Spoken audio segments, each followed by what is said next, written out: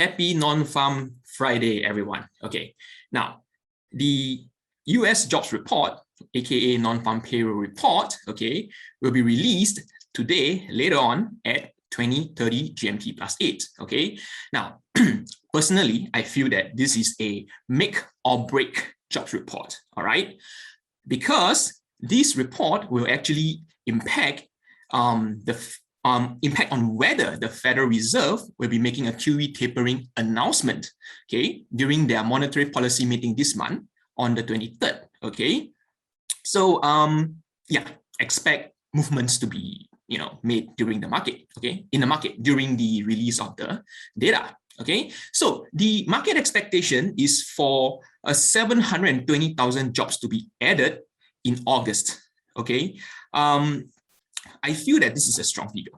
Okay, no doubt this is lower than the previous figure of 943,000. Okay, but still, 720, anything above like 600, personally, I feel is a strong figure. Okay, strong figure meaning that the jobs market is making significant progress towards the Federal Reserve mandate of maximum employment. Okay, substantial improvements. Okay, right. So 720K is the forecast.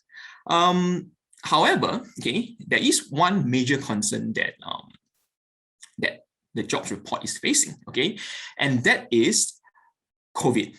Okay, so throughout August, the number of COVID cases in the United States has been rising. Okay, throughout August. And at the moment, it's still rising. Even like 3 days into the new month, September, it's still rising. Okay, so this whole rising of cases in the US may actually soften the jobs figure. Okay, so 720 is the expected figure. If let's say the market were to receive something like anything lower than 600, okay, yeah, this may not be a very good report. Okay, in terms of strengthening the Federal Reserve's conviction, okay, to announce a QE tapering in September.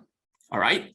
So if it turns out to be worse than 600 or even worse than expected, the 720,000 expected jobs, okay, then what the Fed may consider doing is to adopt a wait and see approach for another 2 months, okay? Because after the September's meeting, the next meeting will be on November and then December, okay? So that means they won't be meeting in October.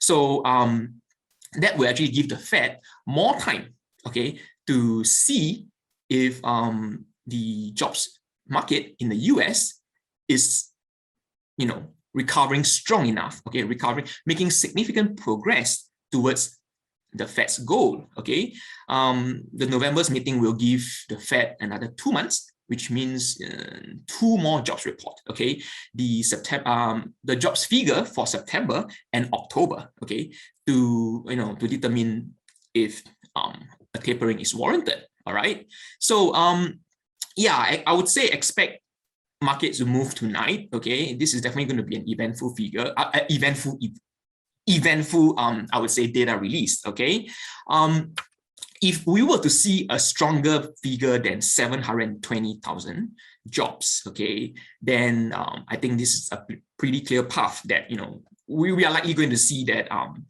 S&P 500, the major indices, Nasdaq, S&P 500 and Dow Jones Industrial Average to rise. That's for sure. Very, very, very high chance that we are going to see such a movement. Okay, if the jobs report release were to be higher, exceeding the market's expectation of 720,000 jobs.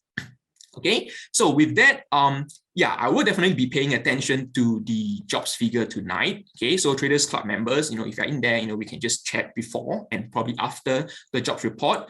Then maybe I'll do a quick analysis of like what went down and things like that, and then just share it with you guys in the Traders Club. Okay, if that's the case, then yeah, okay. With that, I will be the next meeting will be on Monday, right? So I will be breaking down completely on what happened during the jobs report and everything during next Monday's call. Okay. Do I have any other things to cover? Let me check.